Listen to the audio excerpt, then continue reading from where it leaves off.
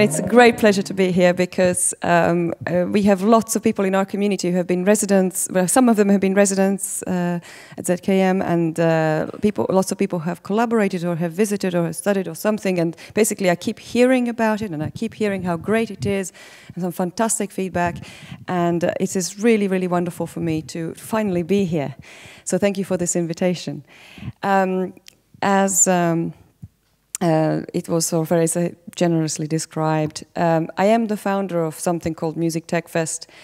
It is a beast, basically. It's something that has been running off, and it's been more one of those things where you're trying to hold it back and you can't, and it's just basically just running ahead of you. And then you're trying to keep up with it, and you keep trying to kind of raise resources, more resources, kind of create more kind of methodologies and things to cope with it and basically answer to its needs. And it's a community now of over 5,000 innovators globally.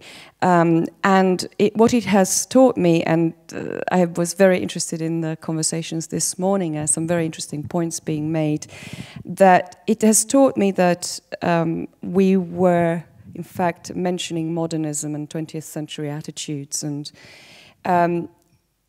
rather than bringing industry into the gallery, what it has taught me is that we are now, and you know, if you think about it, it is actually logical. It's the networking revolution. It's not the digital. The digital is just the railway tracks. The networking revolution has allowed us to go as artists and occupy all areas of human activity. So we've gone out of the gallery and gone out and done that.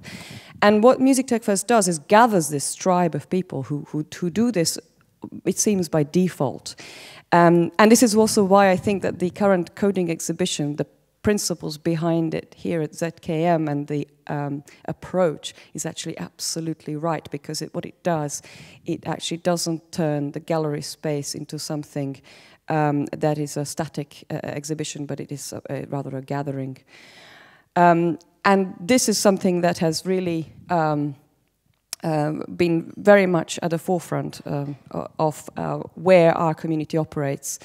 If I may have the screen, please. I like to start with this because, as I say, several things have surprised me during this journey. I founded Music Tech Fest in 2012. This wasn't it didn't come out of the blue. There's a whole story behind it and how it evolved into that. But since founding it, so many things have surprised me. And to be honest, we are so full on working 24/7 that you don't actually notice what's popping up around you. And then something like this happens, which was during the last month of Obama's presidency. He was asked to curate an edition of Wired magazine, and he chose Future Technology Frontiers. And our community was devoted one page with its champion, Victoria Modesta. Don't know how clearly you can see Victoria over there. Don't know how many of you are aware of her. She is a champion of new technology, but also a champion of accessibility. She has opened the last Olympics, Paralympics, and she also closed the Paralympics in London. And she's basically like a Lady Gaga of the accessibility world. Very courageous, very intelligent woman, very bold. And when our community grew to so many people, and we were running in Berlin our festival with over 500 people engaging, making things. We very much blur audience and participation, and not even in a the old-fashioned way of audience participation as it was known, but audience by default ends up getting embroiled in everything that's doing. But over 500 people had actually registered to make things, to do things, to create.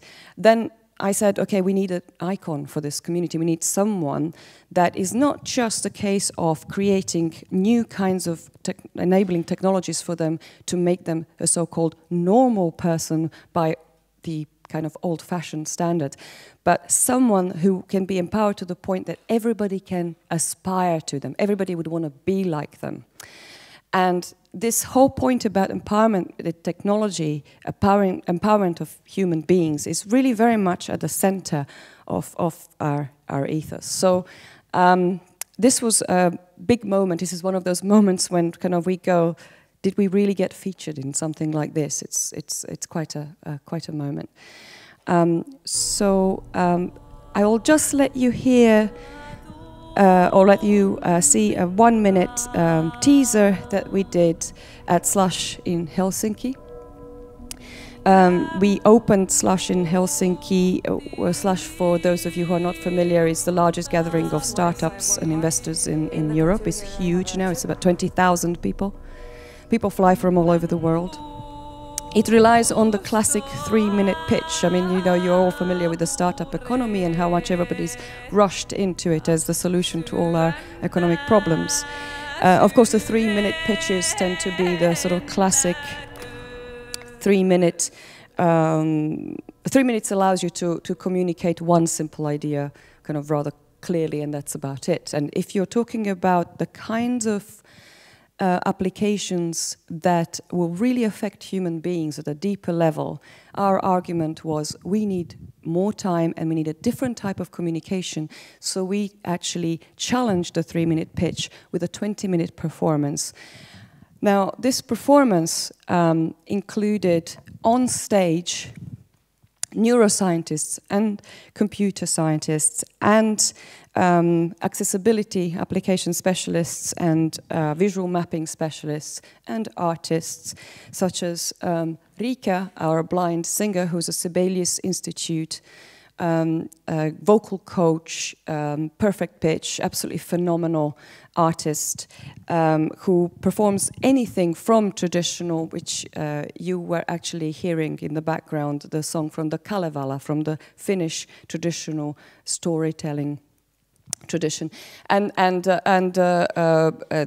also anything through to hardcore with bands. And she has lots of vocal skills. Now, of course, what we did was we said to Rika, Rika Hänninen is her name. We said to Rika 5 days before this performance, when we gathered people for the very first time. This is very much curated. It's a selection of people from our community with different skills, but all absolutely amazing brains who come into the room. And in 5 days, or rather 4 days plus 1 day for rehearsals, everything gets cooked up in those few days. We all then approached Rika and said, okay, what is important for you when you're on stage, when you're trying to communicate with audiences? Well, she said, well, to begin with, I actually don't know how the audience feels. I can't see them. I don't understand. I don't know how they're reacting until I get the final applause. And of course, the first thing we did was something very simple. We actually wired the pulse of 3 audience members and transmitted it to her.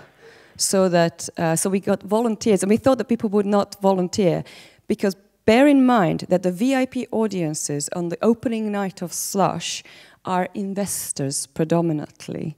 And you would expect investors to be there to network and not to pay attention to what's happening on the stage. It turned out that everybody was into it, like in a really big way. Everything hushed and everybody was focused and everybody was taking photos and tweeting it.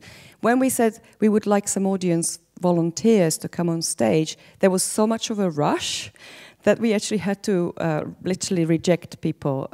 We only had planned to wire 3 people. So 3 people were wired for Pulse and transmitted to Rika so she could feel and she could create communication with her.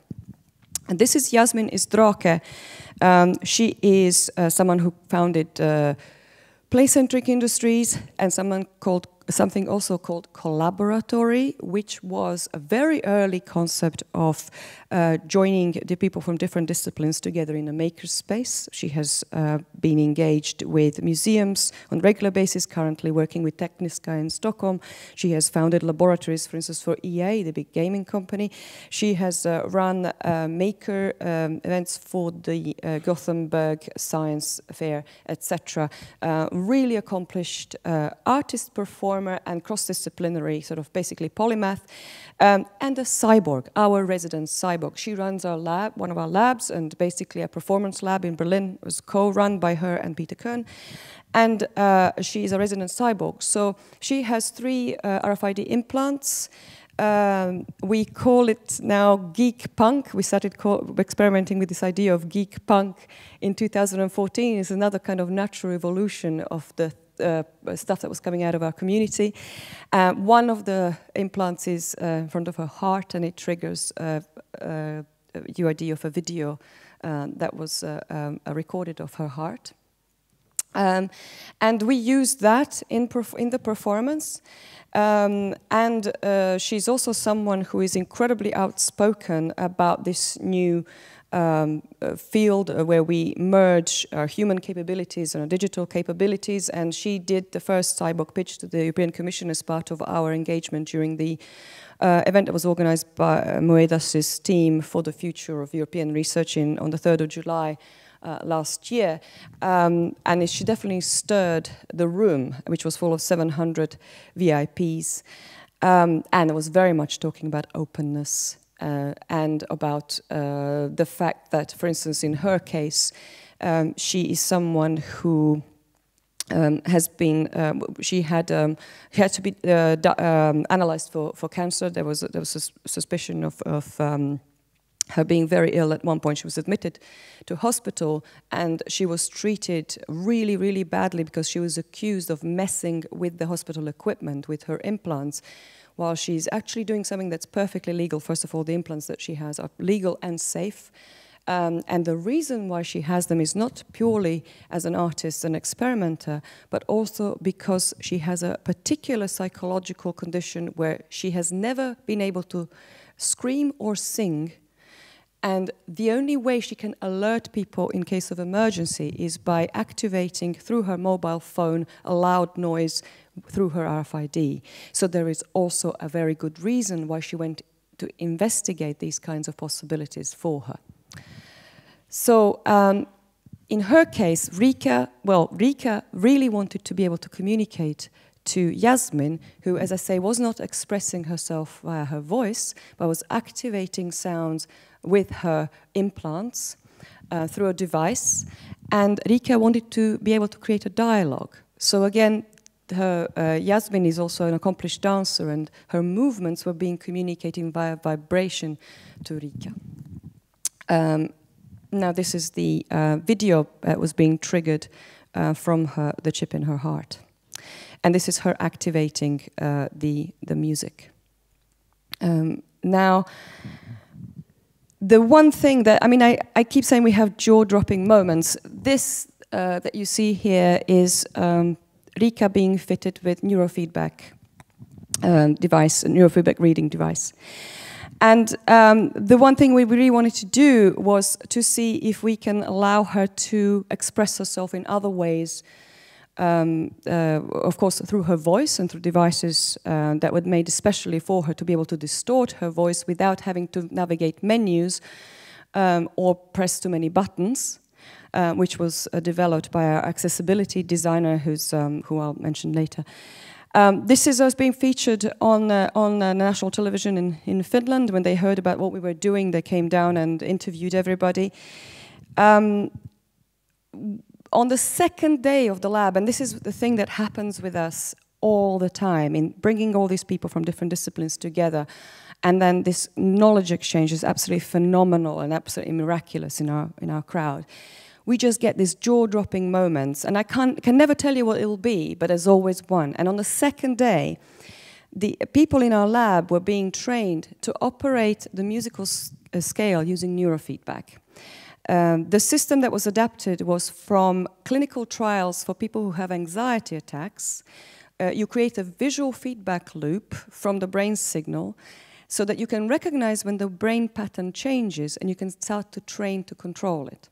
Now, instead, this was replaced by a musical scale, and after, on average, sort of 2 hours of training, people were able to go up and down the scale, and with more training, they were able to start to stop on a particular note. And therefore, they were starting to use their brain to play music. Now, the amazing thing, as I said, it was a jaw-dropping moment.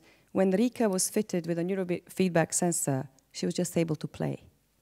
It was just incredible. And the neuroscientist guy just went I've never seen this before.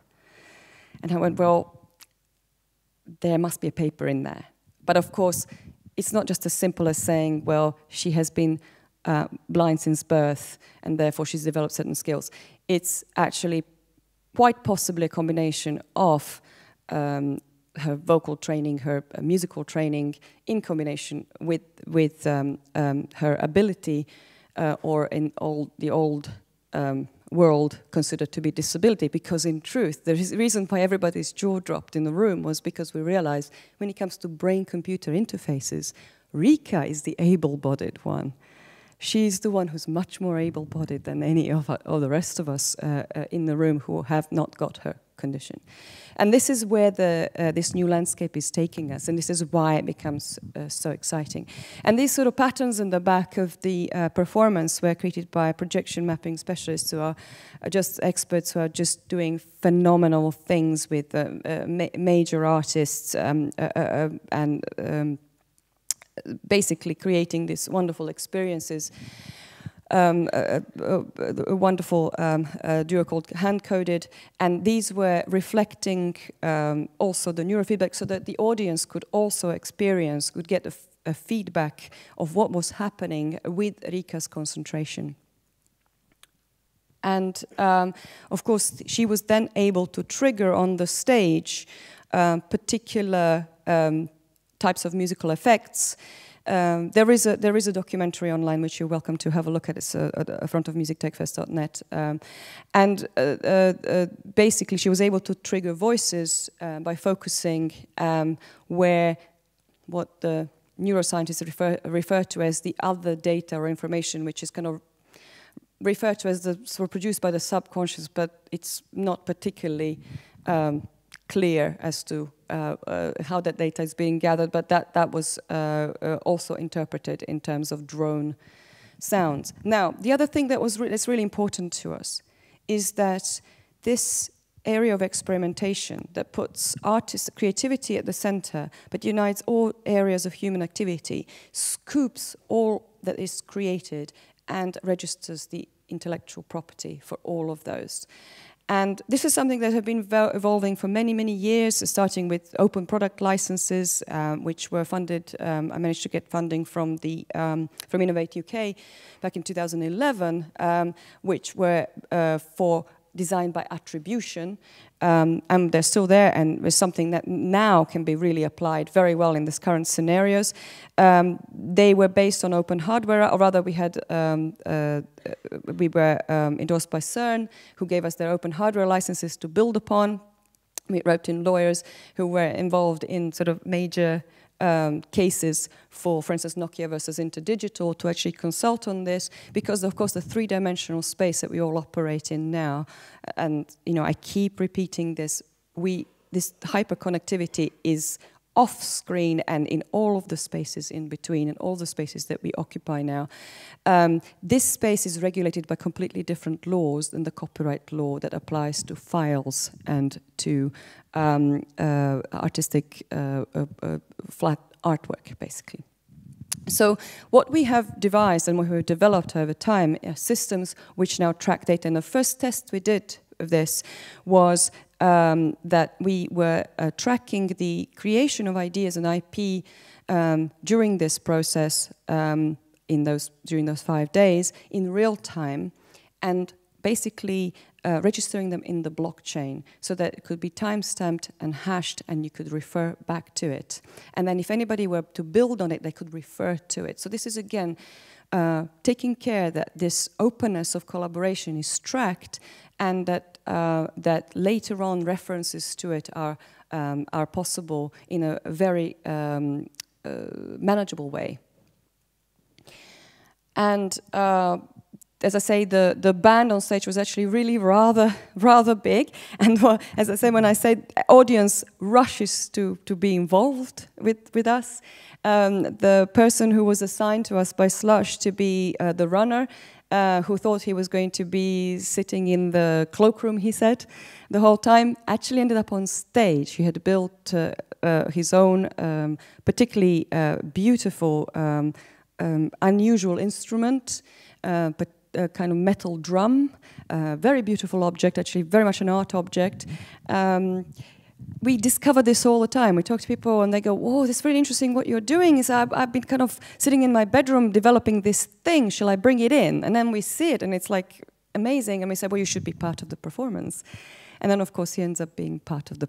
That's what happens to everybody. That's why there's so many people on stage. It's a rather large band on stage. So, where does all this come from? Well, Stromatolite is a design innovation lab that I co-founded with a guy called Peter Russell Clark in 2000. Before that, I was art editor for the Financial Times in London. And we're both ex-Royal College of Art in London. So... we knew each other from back then. And basically our thing was doing futures concepts.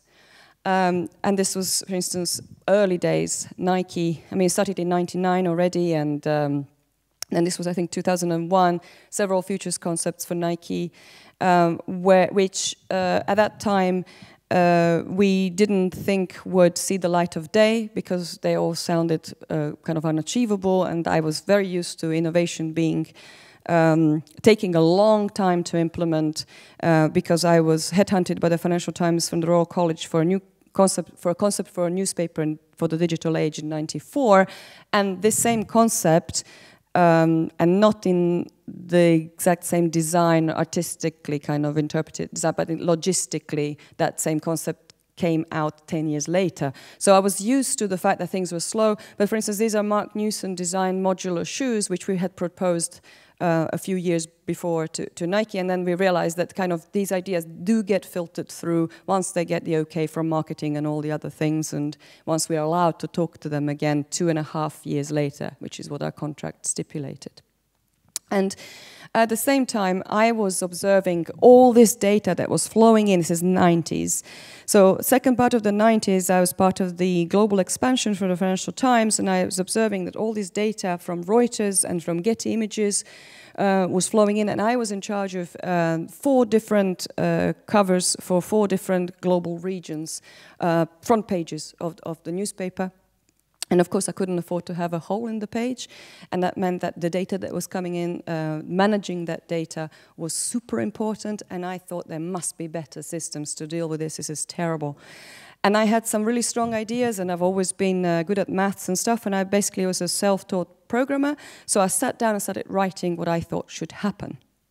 And of course, they wouldn't let me go and go over to the online edition, which I thought desperately needed this kind of system, because I was apparently too valuable on the news floor. But actually, as it turned out, at that time, the whole of the board of governors of Pearson, who own Financial Times, had never opened the browser. This is 2000. This is year 2000. So, of course, they didn't think that that was terribly important at that time. Now, I had this really strong idea. When I get a strong idea in my head, I just have to run with it. And I'm sure that lots of people in this room are that type of person, because when we are in the cultural sector, and we have this really kind of strong, passionate sort of feeling for something, and we do, we are, I think, all of us critical thinkers. We really need to get it out there. And so I actually left what was a very, very well-paid job and decided to write this, which was a system that was browsing through content in a very fluid way, but it was loading in real time so that you could run on 56K modems, which is what everybody in Europe up to Paris was on at that time. Is Karlsruhe south or north of Paris? That was the official. That was the official. The official line was that was the state of the net at the time. And I got headhunted for some jobs, and I ended up headhunted by Apple, and basically got brought over, and this is what the launch of iTunes looked like in 2004. Basically, we had turned music into a spreadsheet. Isn't that marvelous? So we went through this wonderful era of silk screen printing, like silk screen printing techniques, which in the 1960s enabled this glorious Technicolor kind of acidic kind of strong effect on vinyl covers and on T-shirts, and created this kind of seminal artwork for artists and a way to express themselves further, express their sort of art further. I ended up with iTunes arguing over how to package a sort of amazing kind of covers into a tiny little button, which wasn't even it wasn't even designed for that. I mean, this was, I'm trying to kind of talk to them about the fact that they were dealing with a moving image tool that had more in common with cinema editing techniques and obviously with video production than it did with glorious silkscreen printed covers. And of course, I was taken to Cupertino, demonstrated my system, and the system that basically became the precursor of CoverFlow, which then the rest kind of that story, you know. When I went over there and I met up with the industrial design team, and at that time we were restructuring Nokia design teams because the person in charge of Nokia design, who was Frank Nuevo, was particularly interested in Virtue phones. If anybody has an idea what Virtue phones are, they are the ones that are super, super expensive and sort of designed for a very, very select market. And whereas the mass market was nosediving, literally. And they had the beautiful banana phone back in the old days. And then in those, in 2005, it was a complete disaster where the kind of clamshell phones came up from other manufacturers, and Nokia was asleep in that sense. So basically, that's what we're doing. And I met up with Jonathan Ive, and sort of we talked about it. And in January 2006, Peter Russell Clark, who was my co-founder, moved over to Apple, and he's still there. He had to relinquish his share in the company, so I continued without him. That's him over there in the Apple patenting ecosystem. And on the other hand, I had some strong ideas myself. I didn't go over. I had been asked, I think, 4 times so far. But I had very, very strong ideas of what I wanted to achieve, because from my interaction with both iTunes and Peter Gabriel's music companies, digital music companies, and Peter Gabriel has been very kind of visionary in terms of interacting with digital technology from very, very early on. I had very strong ideas about what should be done in this space, especially with my knowledge of the data that I was observing with the Financial Times and with the programs that I had started to design, but also with the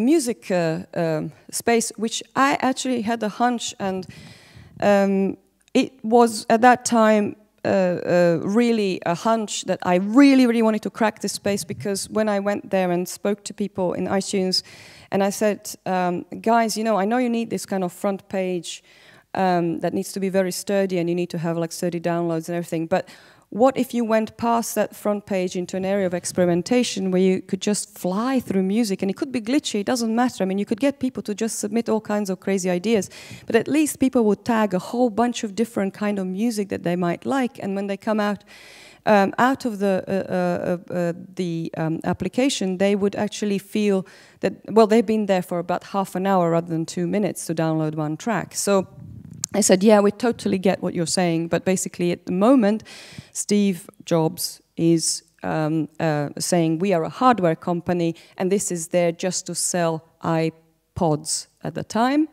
and therefore we have 2 people in charge of marketing for 80-something countries, and it takes us 2 weeks to change a background color. And I just went, right, okay, if you guys are not going to do it, I'm just and they wanted me to move over to take it over .Mac, to revamp .Mac or something. And I went, no, I really, really want to do this. I have a really strong idea. And I was very lucky to be invited by the University of London on a bid to the EPSRC for a £2 million grant, because they heard of my systems and what I was writing, and so basically they said, come over and work with us. And a bunch of engineers, really, really hardcore sound signal processing engineers, and I was totally gate crashing the community as a designer, as a Royal College of Art, as a female, as a blonde, and all the rest of that. It does make a difference. So turned into this.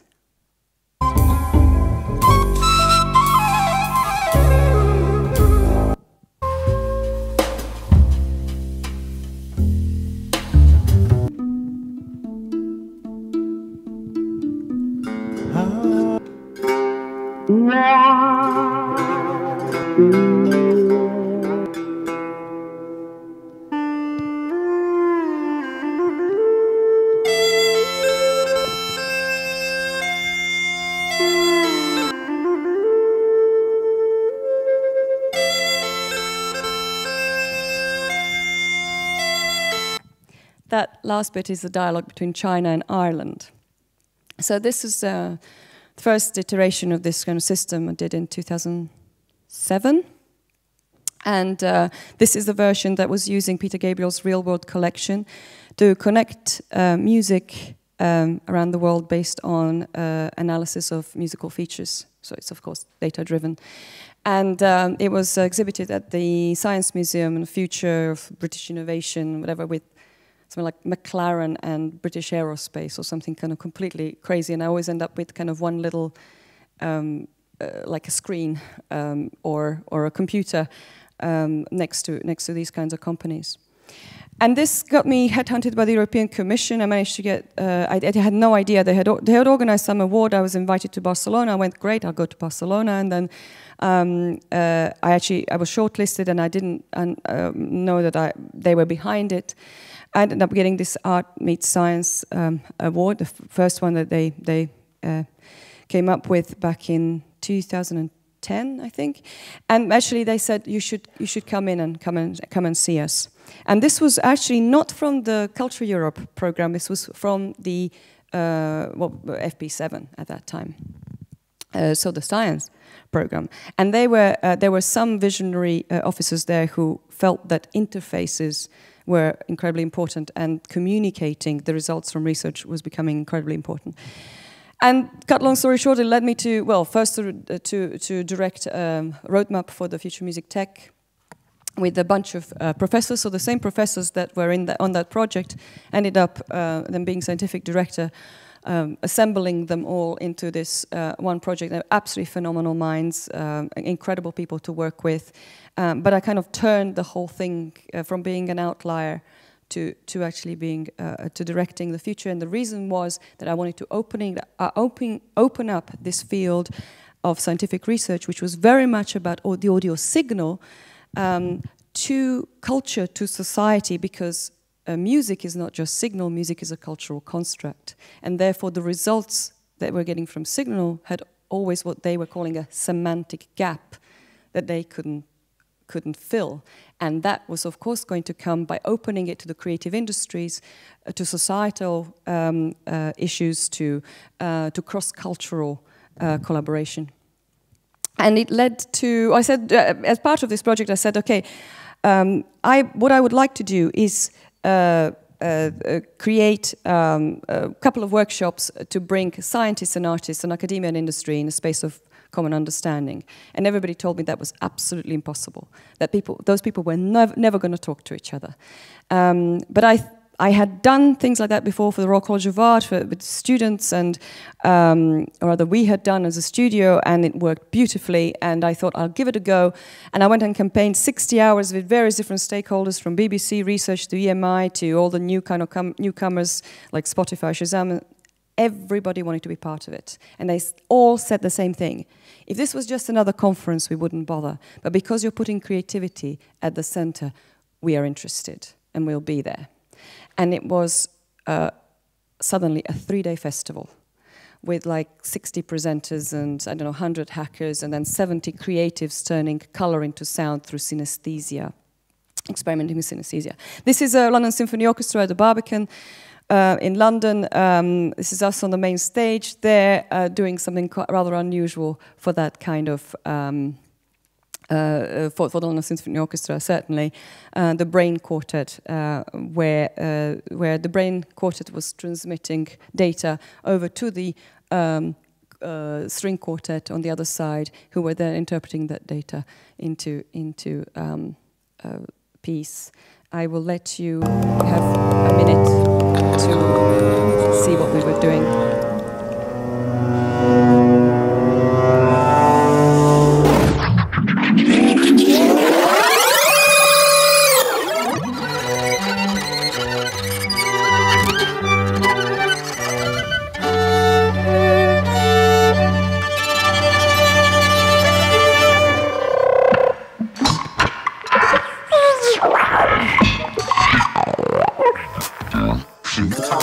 Can't forget about the production cost. Can't forget about the production cost. Can't forget.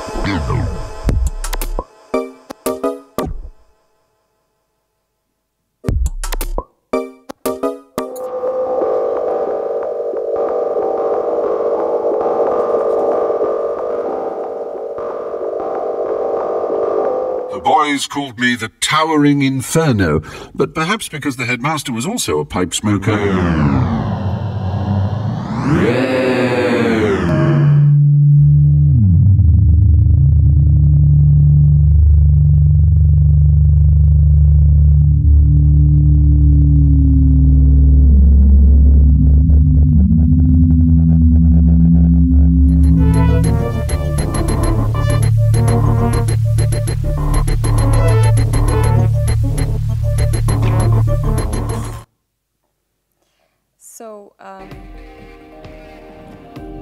I'll just let you experience a few more of this, but this community is just absolutely phenomenal. I mean, it was one of those things where there are people from so many different backgrounds that come into this, and it was like that right from the start. And I ended up realizing that these people needed support in some areas.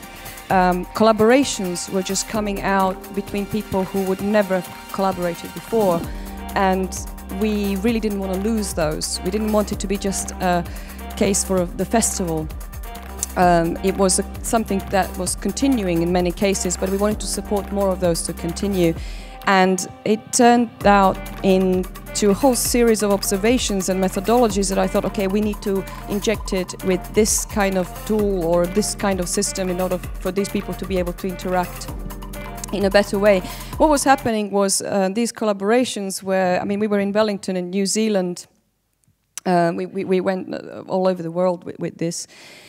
And there we had Maori and Polynesian artists coming to us with incredible instruments and asking us to hack into them. And I daren't even touch something as beautiful as this.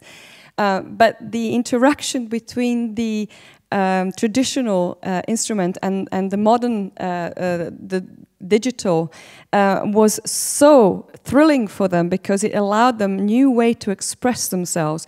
So, for instance, an Australian didgeridoo was hacked with a speaker mounted on the other side. So it double amplified the sound. It was being fed synthetic sound, of course, through it.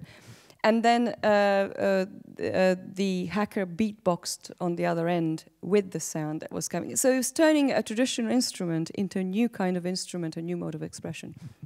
And these guys are hugely excited about it. And then, as I mentioned, Geek Punk started in London in 2014 because I said, all right, what we're going to do is, this is Lou Edmonds from Public Image Limited on a hacked guitar. That is part Turkish and part some other ethnic guitar, kind of cobbled together. The guys, there are 3 guys on the right, which you can't see, all of them. They hacked into Wiimotes at the time.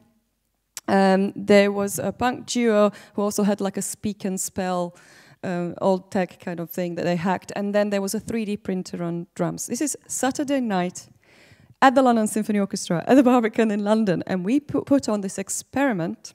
They only had the afternoon to kind of gather all these bits together and do a workshop of how they're going to hack all these things, and then come straight onto the stage and express themselves with it. And I thought, this is going to be an awful cacophony, and people are going to hate it. And actually, it was quite the opposite. And I had to think about what it was, and I figured that in this day of post-production and synthesis, that's another complete art form, you know, music production is an art form in itself, but it actually removes the performer from the final result. The immediacy of expression and the communication was coming from this rough and ready and raw environment, was getting fantastic response from the audience. It was exactly like the original punk. It didn't have to be perfect. It could be off key. It didn't matter because it was communication. So the kids are just brilliant. They come for like 3 hours or so. They have this workshop, and we get them to build. They look at it as Lego bricks. They build things with digital technologies, and they learn a couple of lines of code in the process. And then they are very, very shy. But the important thing is that they get put on stage, and they are very, very scared when they get on stage. But then they get the audience. The audience loves it, and so they get this sense of achievement. And they go, oh, that's cool, right? Okay, people really like what I've just done. So I mean, if you look at their experience, I mean, there's a lovely girl here.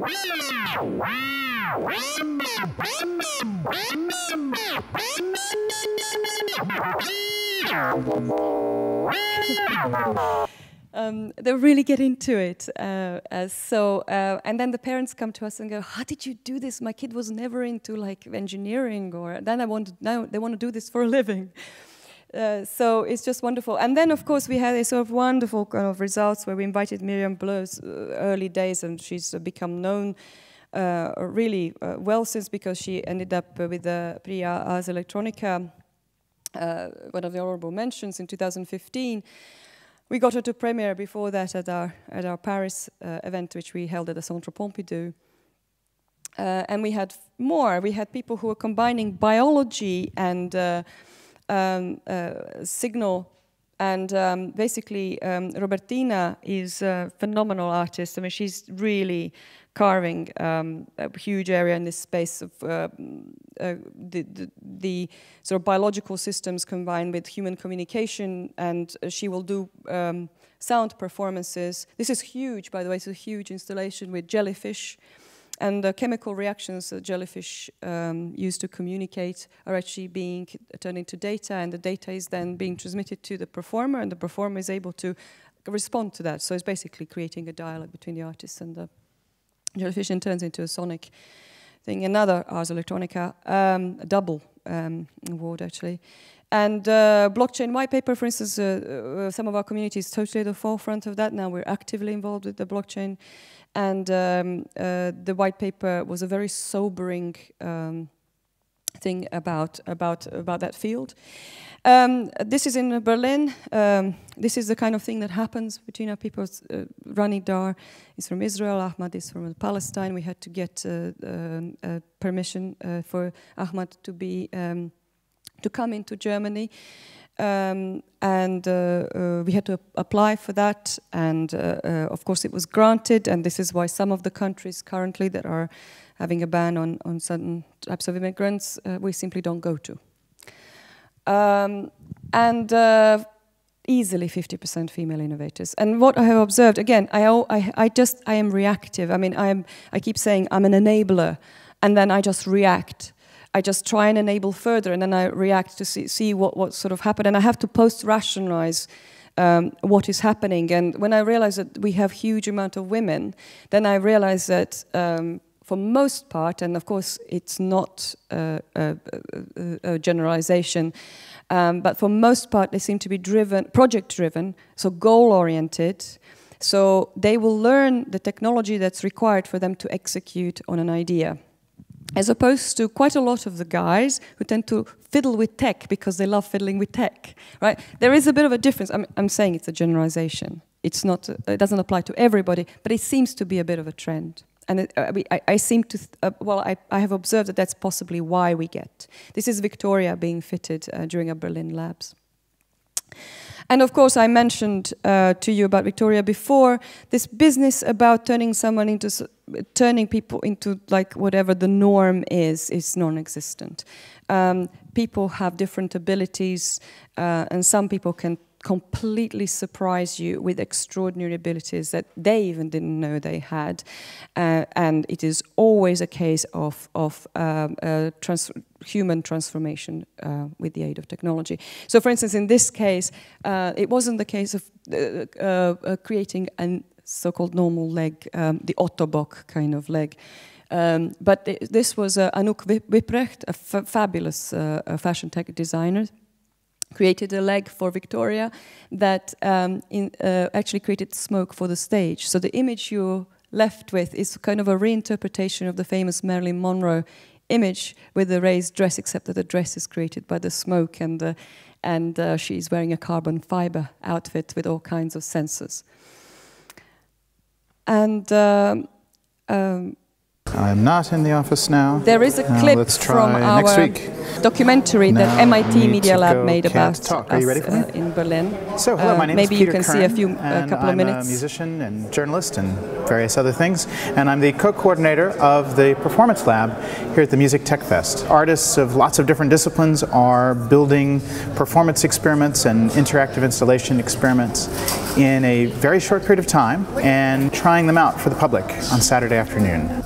the theme is the body and space. So we have projects that go from the very, very intimate to prosthetics and even implants, sensors around the body, biometric data, all the way to projecting out into the space that you see behind me, the absorption chambers. I expect we'll have lots of spontaneous solutions, lots of improvisation, quite a bit of compromise, but these are all experienced technologists and artists, and so I do expect some of those last-minute discoveries will yield to really quite robust artwork. So my name is Jasmine Israke. I am facilitating the Performance Lab together with Peter Kern, and we work around the theme of transhumanism and working on projects where we extend our bodies through technology. So I'm a cyborg myself. I have two NFC implants, one here and one here. So this is my cyborg heart. In the tattoo here I have a chip where I will be planting audio, and I'm also creating visuals for it. So there will be like a video played, and the next test will be a game. So I'm planning to turn myself into an arcade cabinet, basically. I'll just wind you on to what Victoria says in the end, because obviously you have seen of technology tend to be not very emotional at all.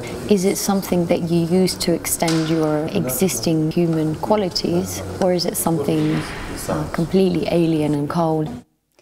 So of course she asks, is it something totally alien and cold? So to run you through the impact that this has had, which is kind of almost hard for me to grasp. But this is we were talking manifestos earlier. This is a manifesto that was written for us by the academic community that gathered for the first time in Cambridge, Massachusetts, and these were the people involved. And it was initiated by Nancy Baim and Jonathan Stern, absolutely phenomenal people. Jonathan authored The History of the MP3. Nancy is a specialist in fact, fan interaction. Look them up, fantastic people. And they gathered these people, they're incredible people, and they just said, after the festival, 3 days of festival, they were so inspired, they said, we sit down and we'll write a manifesto for this field because we think this is not just important for music or music tech or technology, but actually for all areas of humanities research from their perspective. And so they wrote this wonderful manifesto, and it turned out, and I actually ended up with a challenge, and I went, right, this is a big statement. How am I ever going to prove this? And I realized that what I needed to do is create a pilot test bed that we could actually test this assumption that we could put music and creativity at the center of human activity. And so it resulted in Music Bricks. Now, Music Bricks were based on the idea that we assemble interfaces, and we create, in some cases, the tangible user interfaces were created especially. We assemble those from the cutting-edge, state-of-the-art research centers who have this fantastic data and fantastic knowledge, but it never gets ported to the outside world. We give them to our developers, and we run them through creative testbed, industry testbed, market testbed, where we take them through these stages with very much uninterrupted flows of knowledge. We rewrote the consortium agreement to introduce a whole section on innovation IP, because everybody involved with us gets to build IP on top of other people's capabilities, and that's registered. And this model now is what everybody wants. Everybody wants this type of consortium agreement. And also developed market adoption levels, because we were asked to submit what kind of TRL, technology readiness level, is your project at to the European Commission when I was applying for the funding for this. And I said, this needs to be amplified for our space. We are not doing a NASA rocket ships here. We are doing things which need to be tested, and the engagement has to happen at early stages, and where the data yield from your users is incredibly important. So created a new system which has been recommended at high level. I advised to the European Commission, I have done since 2014 as a result of these activities, and the amount of innovation recommendations that have come, about 70, I was coordinating innovation recommendations for Connect Advisory Forum, so therefore about 70% came out of this project. Mentioned about the impact on social media, that's our Riot board, our postage postage stamp-sized microboard that enabled new kinds of interactivity.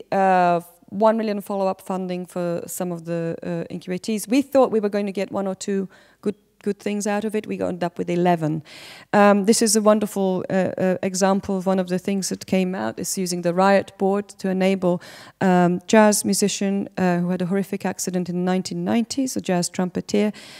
There's a wonderful documentary from the British Council you're welcome to watch, but basically in it he says, this is the first time that I don't feel disabled, because he was suddenly able to do licks and effects in jazz that any other kind of technology was not allowing him to do previously. And this is the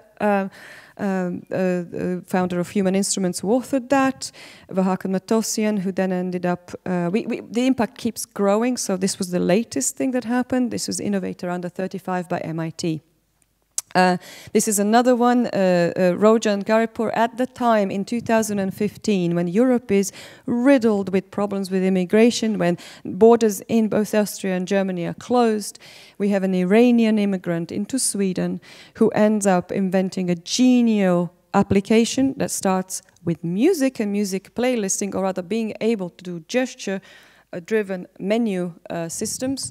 And then turns out this can be ported over into the space of the Kinect games, but with many more players and much more cheaply. And then it turns out, and I sort of say to him, okay, well, how about we have a look at the primary industry and how you operate machinery? It creates an app for that enables completely different kind of interaction for safety, security, and communication with machinery. And turns out that primary industry is super interested, and it turns out to be like an iPhone for them.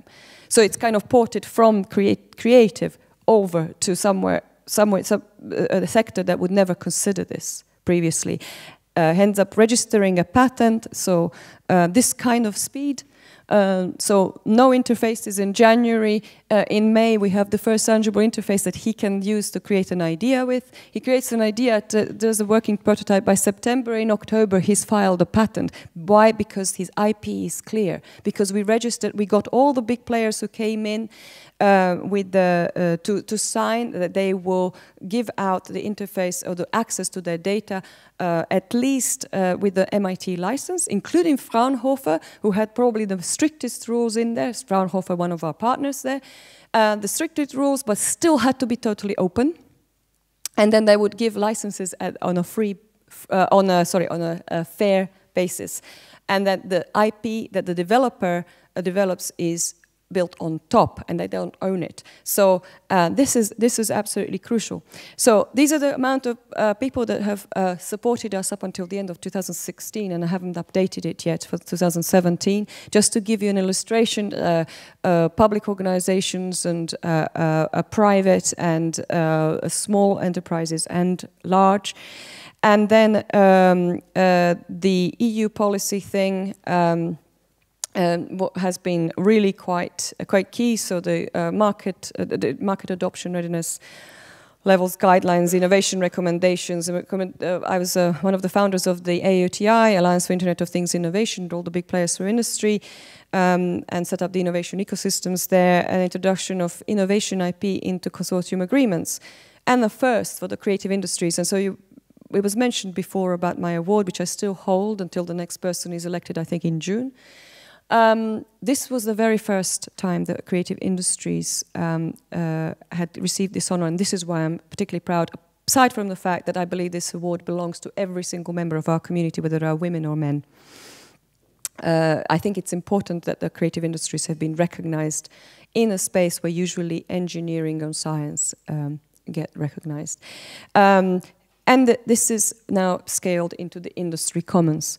So if you're interested in this concept and how we're scaling up this methodology, we ended up reacting to this because industry came to us and said, how about you take our IP and give it to this crowd to see what can happen? And we went, you want to give us your IP? That's kind of like, didn't expect that. 7 tools were added by industry. And we had applications from others there was a couple of Asian ones which I had to reject because their licenses were too restrictive. And I said, sorry, can't do. I mean, I do stand my ground on that point, because it's absolutely key that everybody in the community gets acknowledged and gets the benefit to run with it. And also, you have to encourage these young people who are full of ideas, or young at heart people, who are full of ideas and who wish to run with an idea, to have something to run with. So this is what we have found, is that at the junction of verticals, at the junction of the silos, in between the silos, is where the wonderful ideas lie. And if you're interested in this, because of course it would take a whole other hour to kind of explain, but there is I've just written an article on LinkedIn. Feel free to go and read it, and there's a video there which talks about the Industry Commons. You can go and read about it in more detail. We launched on the 13th of June at the European Commission Open Innovation Conference, and it was included immediately in the top recommendations, and it launched for the first time. Other Directorate Generals came in, the one for ICT, for Jobs and Growth, and for RTD, and they united in a working group on industrial applications. For the first time, 3 DGs together as a result of the Industry Commons idea. So as I say, it's a high-level initiative. This is us fitting Moedas with neurofeedback sensors to answer political questions in front of an audience of 700 VIPs in the room, and together with Pascal Lamy, who was head of the World Trade Organization, and I have been asked to advise on innovation and AI, artificial intelligence, to the G7 leaders. So the first session was actually in Torino. This was the summit in Taormina, and then in Torino we had the I7 in September. Initiative in Brazil as a result of what we do. So I was asked by the European Commission to go and broker an agreement between the European industry for IoT and the Chamber for IoT in the innovation, with the Secretary for Innovation in Brazil. And I did that, but I actually also in conversation realized with what their ambitions were, and the fact that they are a country with 10% illiteracy, which is huge, a huge kind of like a continent, and that what we really need to do to enable future generations introduce a new form of literacy, or rather there are several different forms of literacy, and we could talk about that as well at length, because of course the literacy that we are used to, I mean, in the arts we're used to several literacies anyway, so I don't need to kind of preach to the converted, but basically this is the kind of thing that's like Lego bricks to these kids, and we've teamed up with Fabbrica de Cultura, which takes care of children from vulnerability areas in Sao Paulo. Sao Paulo, 22 million people, all of the suburbs have vulnerability, high vulnerability. And basically, from December, we're running, in addition to their program to educate them in music, to add this component to it. So now, Stockholm is at the helm with the partnership with the Royal Institute of Technology, and the biggest project on AI in Swedish history. It's our festival, big festival, is running there from the 3rd to the 9th of September. Labs start on the 3rd, where we cook up things which will be showcased on stage. The main festival, 7th to the 9th. I hope that most of you will be able to join us. I will also very much welcome your contribution. And we have people like fantastic champions of innovation and technology and music and creativity, like Imogen Heap, who's taking over the blockchain labs and a whole bunch of different activities. Absolutely phenomenal person, who's also done really big work in new methods to register rights for artists. And for instance, Robin, the major pop star in Sweden, who's taking care of the kids, because she's someone who founded a festival called Tekla for girls in technology, taking over that area. And then we've been asked to work with some wonderful artists who are complete and utter pioneers in combining science and art. And the Performance Lab should have some elements of that. And just to wrap up a little story, just to illustrate how this works, or what happens and what inspires us. I had a scientist who studies in Zagreb, who's a researcher in Zagreb in Croatia, who's been researching DNA patterns, and she came to me and said, I would really like to work with your community because I think that DNA has something to do with cymatics. Cymatics is the way that sound affects matter, and everything is vibration. And there, at a granular level, are some beautiful patterns that emerge, like this one recorded by Evan Grant. So I pointed her to some of our cymatics artists who work with cymatics, including Reeps, the beatboxer, and Ginger Lee, a wonderful artist from Florida, who does visualizations of cymatics, because I thought they will probably inform each other in some way. And then I was doing a keynote in Macedonia, in Skopje, and I got approached by a guy who's a member of our community. He said, we run an audio signal processing music intelligence company. But I've also discovered that I can search through DNA patterns using audio signal processing a degree of magnitude faster than traditional techniques. And I went, how did you even do that? Why did you even do that? And he said someone he knew was diagnosed as being very ill. He wanted to see what he could do about it, so he applied the knowledge he had. And I said, right, you need to speak with her. And then we need to unite you with the artist. And the next lab we do is you, and you are coming over. And we are going to put you in the same room, and something will happen. I can't tell you exactly what will happen, but I have a hunch that something good will come out of it. So this is the kind of stuff that drives us, and this is why whenever I'm kind of faced with, I'm sometimes having to do keynotes with American futurists who come in and kind of predict the future. But I always answer and say, well, we do not predict the future, we invent it. Thank you very much.